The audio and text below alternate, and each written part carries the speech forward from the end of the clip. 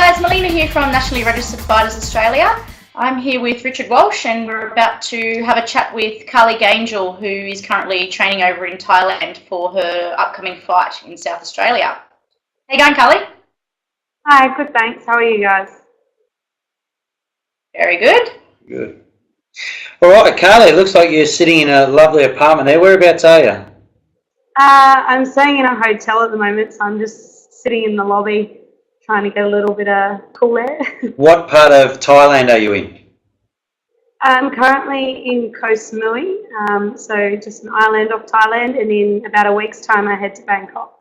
I'm currently training at a new gym that's just opened up, Samar Muay Thai. So all my previous trips, my pad holder, he's just recently opened up his new gym, so that's where I've been training for the last week. Cool. So you've got a background with that guy that's opened the gym.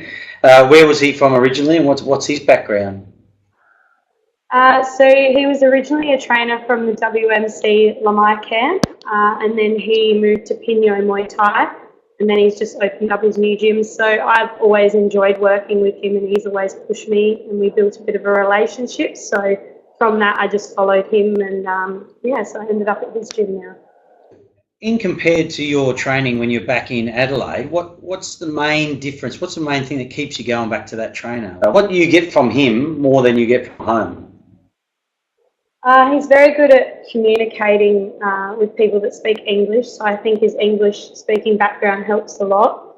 He's also very involved with you as a fighter, so he doesn't just hold pads, he makes sure that you're running, he asks you what you've been eating, he has checked my weight a fair bit, so he's very involved with your training. He likes to know what your goals are and stuff like that, and I haven't really had an entire trainer before. You got a few guys from your camp in Adelaide over there with you? Yeah, so we actually came over for a group trip. We had about 40 of us come over. There's a couple of fighters training and a few amateurs that are looking to have their first fight, so we brought them over to experience the Thai ways and see the tradition behind it before they actually step into the ring. And your dad runs the Boars gym down there still? Yeah, so he still runs Boars Martial Arts in South Australia, bit of an upcoming gym, still new to the Muay Thai scene, so we're trying to build everyone up together, sort of thing. And you got Dad there? Is Mum there with you too, or is it just you and Dad? Yeah, so my whole family's here with me, my aunties, my cousins and all. It's a bit of a family trip along with the club. So yeah, the whole family's here. My brother and sister are training as well, so that's been really cool. Yeah, that's awesome. That's awesome. Great to have that support behind you. But for this fight coming up, what's changed in your diet, or fill us in on what you've had to make alterations to normal training? Well, I had a bit of a big injury about a month ago, so I've had to change up what I'm doing. Obviously, I couldn't run for a long time, so coming to Thailand, it's given me that little bit more of an edge to be able to train twice a day, also in the heat. So altered it in that way, a bit more Thai training and less running, which is what I usually do a lot of running when I prep for a fight, so haven't been able to do that as much. Okay, Carly, now in regards to training for a fight, as you're getting stronger, obviously as you get older you'll notice the difference. Is there any other specialist training that you do aside from your Muay Thai and your work with Dad at Boars? Yeah, so I have a strength and conditioning coach out at SA Base Camp, The Shed. He works with me on a weekly basis, making sure all my muscles are conditioned, obviously, to what I do inside the ring. I've also started working with a new trainer out at Rikers Gym in South Australia, Jeremy Keeping. So he's building me up for my next fight, and I'm really looking forward to working with the new team.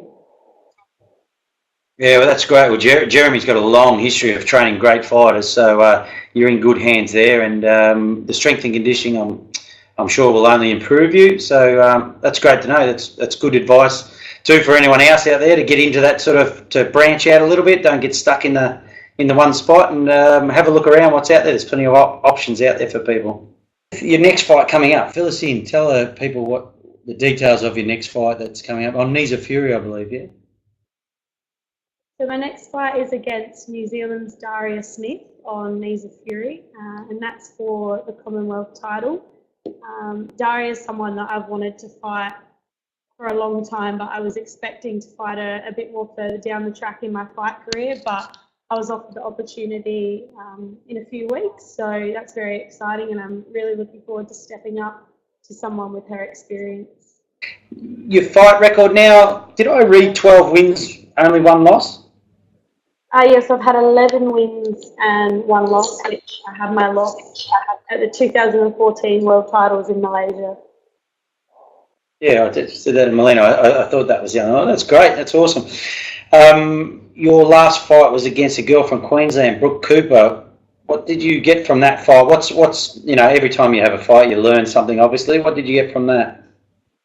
I learned a lot about work rate and definitely weight scoring. It was the first time I've fought and I had a few injuries and I wasn't in the right headspace. So I think I actually took a lot from that fight and seeing what it's like to fight when you're not on your best game and having to work through those injuries. So it was a big learning curve for me in that sense as well, even though I didn't fight how I would have liked to.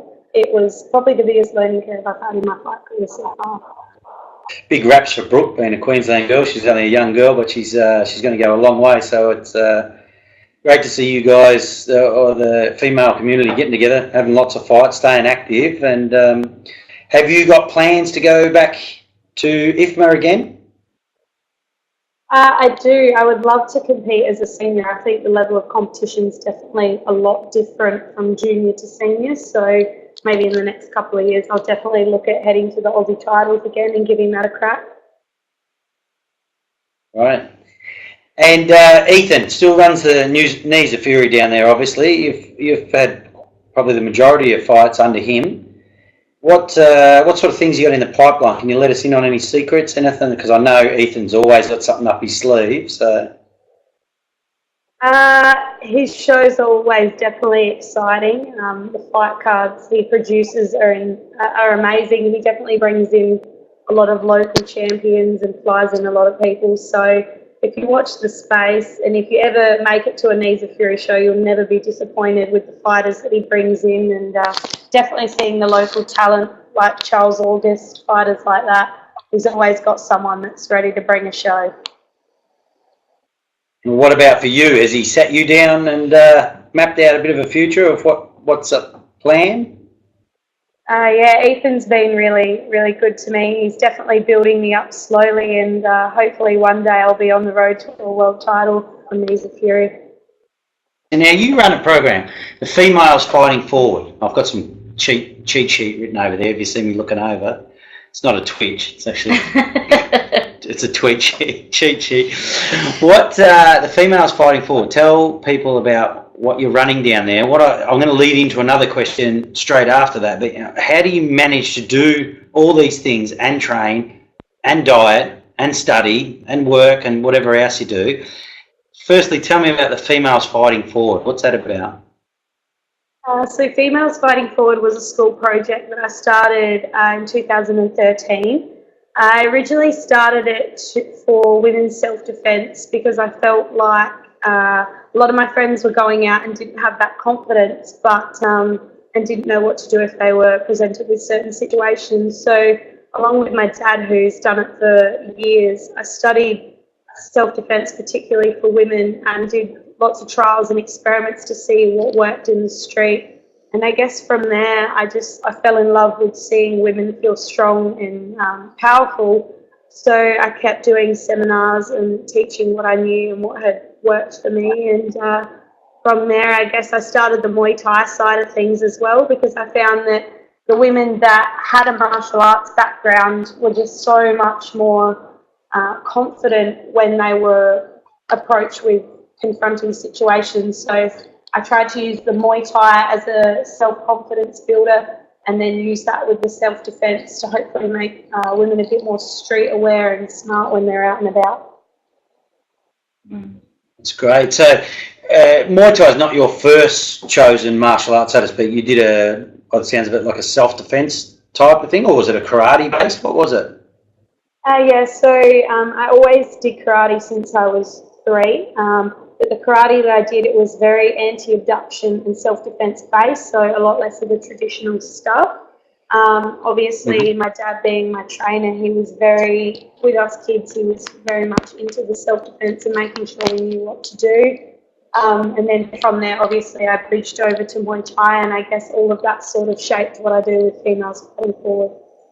How do you find the time to do it? Like, everyone's busy, I know, but you do. We were discussing you yesterday. You know, you study, you train, you've got a diet. We know what's required for a fighter. Running these courses, how do you manage to give me a typical day in the life of Carly Gaingel? My typical day is pretty hectic. I will start usually. I'll wake up and I have Muay Thai PT, so I'll take 2 or 3 people each morning. After that, there's usually a class that I'll run for Muay Thai, and then I'll train myself, so whether it's strength and conditioning or I'll do my run. Then I'll quickly whiz home, head off to uni, do all my study, and then as soon as I finish uni, I head straight to the gym, do my session, and then my classes run after that. And I guess I go home, study a bit more, go to sleep, and then do it all again. It's so the eat, train, and sleep really does work. It does. It's really difficult at times to manage everything, but I think with females fighting forward, because I've got such a passion for it, it doesn't drag me down as work as such. It keeps me going, and working with the women actually motivates me to train a bit harder when I'm doing my own training. So I guess I want a little bit of everything, and if you want something bad enough, you're definitely going to find the time for it. So sometimes a little bit of lack of sleep is worth it in the end. That's it. Good on you, Carly. All right, now finishing off, what is it you want to tell people? Anyone watching this forward, are they keep an eye out for you? Is there a website that they can go to and check you out? What is it? Facebook? Yeah, so if you check out any of our Females Fighting Forward or Boars Martial Arts Facebook pages, we're updating everyone with our trip in Thailand so far, especially for the newbies that are experiencing it for the first time. Oh, that'd be awesome, mate. Well done. Say good day to your mum and dad for me, and pass on our regards, and you keep training hard, and hopefully we'll be talking again very shortly. Great, thank you very much. Great to see you, Carly. I'll see you when I come down there for Ninja Fury in August. Yes, I'll see you then.